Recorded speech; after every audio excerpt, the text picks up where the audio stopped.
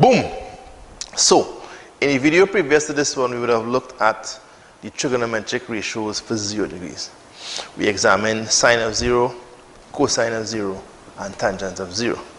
Right? We recall that the sine of 0 is 0, that the cosine of 0 is 1, and that the tan of 0 is 0. So, again, we go back to the general right angle triangle. Excuse me. And we try to figure out what it would mean, to have theta being equal to 90 degrees. So if theta is 90 degrees, you have your hypotenuse, you have your adjacent. There's your adjacent side here. And you have the opposite. Alright? So theta equal to 90 degrees means that we approach. Sorry, let me make a couple of steps now. The angle gets steeper, right? And it gets steeper. It gets steeper. Alright? See, getting steeper there, right? And it will get so steep that well, in this case, it's almost vertical. Right? Angle getting still steeper. And then eventually, what will happen is that as the hypotenuse reaches a vertical point, as the hypotenuse reaches vertical, you end up with theta equal 90 degrees. Alright? Theta equal 90 degrees.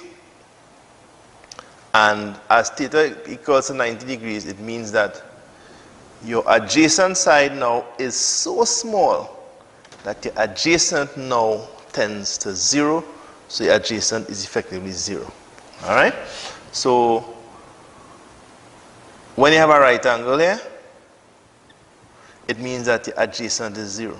So in other words, and of course with the adjacent being equal to 0, your opposite side is now equal to your hypotenuse. So you have H and you have O, and your adjacent is equal to 0. So in the case where theta was equal to 0, the opposite became 0 and the adjacent became equal to your hypotenuse. In the case where theta is 90, the adjacent becomes 0 and the opposite is now equal to your hypotenuse. So we're going to do the same thing that we did for 0 degrees and apply all the trigonometric ratios as normal. So we're saying, for example, that the sine of 90 is equal to opposite over, sine is opposite over hypotenuse, alright? That will be opposite over hypotenuse. Of course, in this case, opposite is equal to the hypotenuse, so sine of 90 is equal to 1.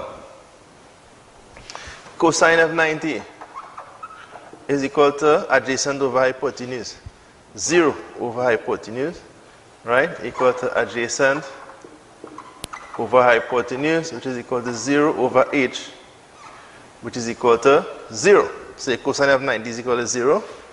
And your tan of 90 is equal to opposite over adjacent. Opposite over adjacent, right? The opposite over your adjacent, which is equal to your opposite over 0, right? I'm leaving it like this because this is not 0 over 0, this is opposite over 0, all right? Anything over 0 is undefined. That is the easy way to put it. The hard way to put it is to say that the answer is actually a number that we describe as infinity, which for all intents and purposes, at maths level, you might just be required to know it. You wouldn't be required to actually do anything with it. Right? You'll be required to work with that at K pure maths level, not advanced. Alright? So, with 90 degrees, we could write the relationship just as we did for 0 degrees. So we can say that sine is 1, cosine is 0, and tan is undefined. So, for 90 degrees, we can say that the sine of 90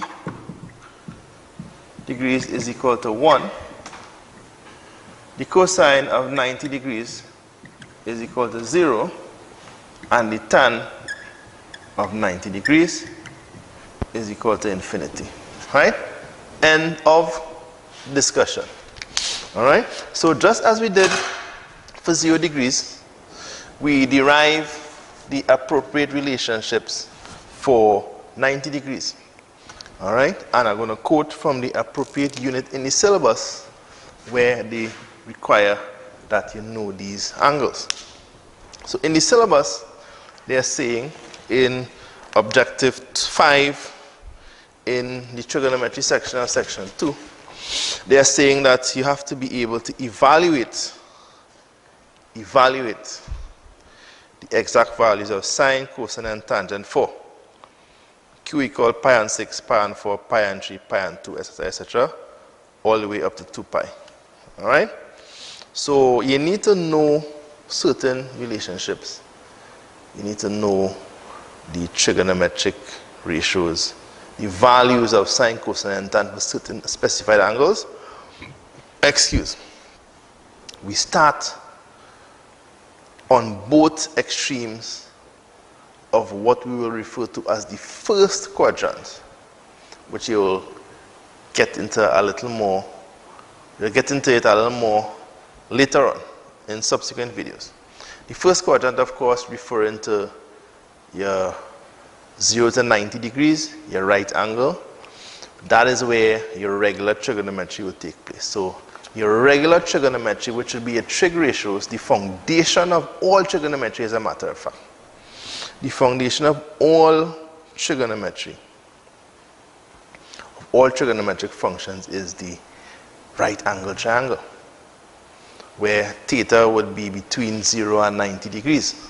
So in other words, in your regular trigonometry, your theta would normally be less than 90 degrees and greater than 0 degrees. All right? We would tend not to get to the point where we consider, well, okay, let me rephrase. At the level of CSEC mathematics, all your trigonometry would be limited to this region, 0 to 90, most especially in section 1 of your math syllabus. In section 2, you might just brush in a kind of tangential fashion, and I use the word tangential deliberately, right? You might brush tangentially the whole idea of angles that are greater than 90 degrees, but you might even pick it up. Like, right? So for example, when you're doing the cosine rule, you might get you might have an obtuse angle to deal with, which is an angle between 190 and 180. You might have an obtuse angle as part of the triangle. That is probably the closest you will get in maths to dealing with values of theta that are more than 90 degrees. Of course, once you come to add maths, you would see, as we saw here and in the video previously, you now have to include situations where theta is equal to 0 and where theta is equal to 90 degrees.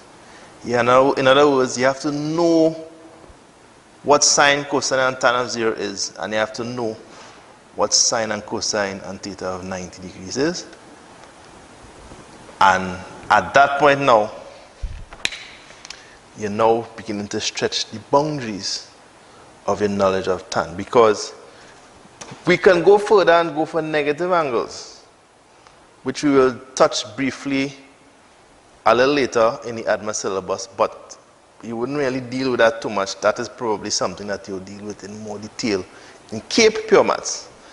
However, over here is where the action is going to get tight, because we will definitely be moving past 90 degrees in terms of considering sine, cosine, and tangent of angles greater than 90 degrees. Of course, it is very difficult, if not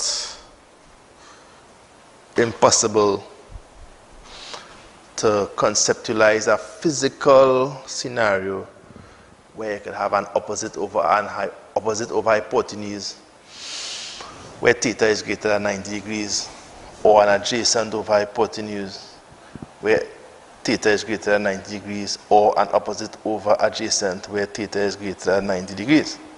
But there are ways of getting around that, which we will get into subsequent to this video. But before we get there, we have some other angles that we have to deal with in terms of deriving the trigonometric ratios, the sine, the cosine, and the tangent. All right, so we start with 0 and 90, and then we deal with some angles between those two. All right, and then after we do that, we get outside of that first quadrant, outside of that 0 to 90 degrees. So stick around. We have plenty more coming. The things start to get nice.